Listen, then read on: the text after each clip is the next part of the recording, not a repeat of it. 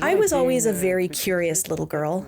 I always wanted to know how cars operate, where electricity comes from, where planes take off from, and why they fly.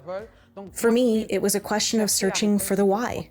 So I applied to the École Polytechnique to obtain a degree in engineering. When I arrived in Quebec, I was alone, without my family. I found a family at the Polytechnique. I made friends and had good professors, and I graduated in 4 years.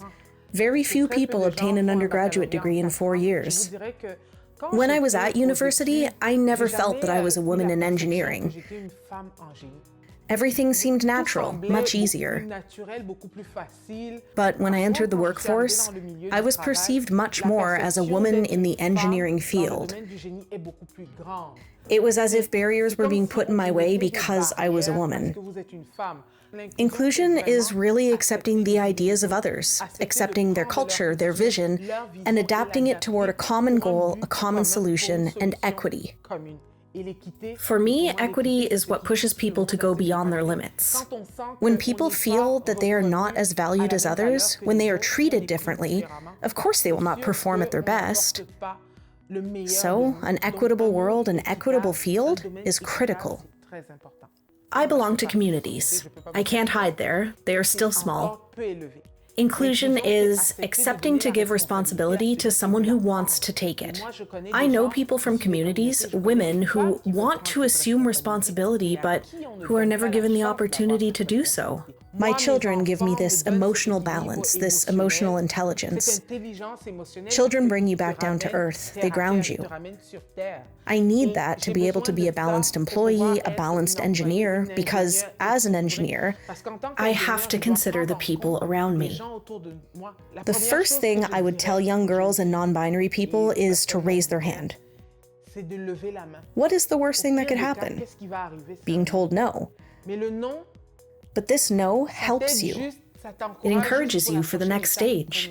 More than that, by not raising your hand when you really want to, you will never get anywhere. You will get the same no, but this no will have come from you, and I find that worse. Why? Because it comes with regrets. I always try to visit schools to show students another image of an engineer. Engineers are generally considered to be men of a certain age. This is how engineers are viewed.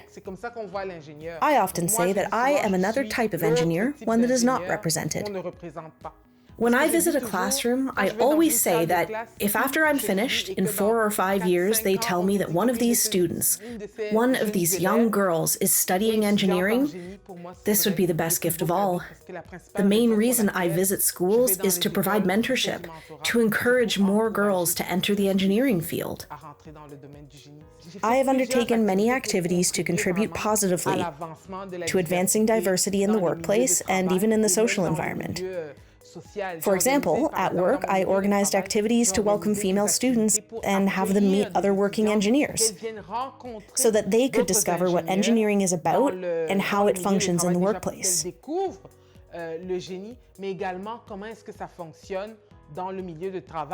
This also enabled male colleagues to meet female students, to see how they think and to open doors for them.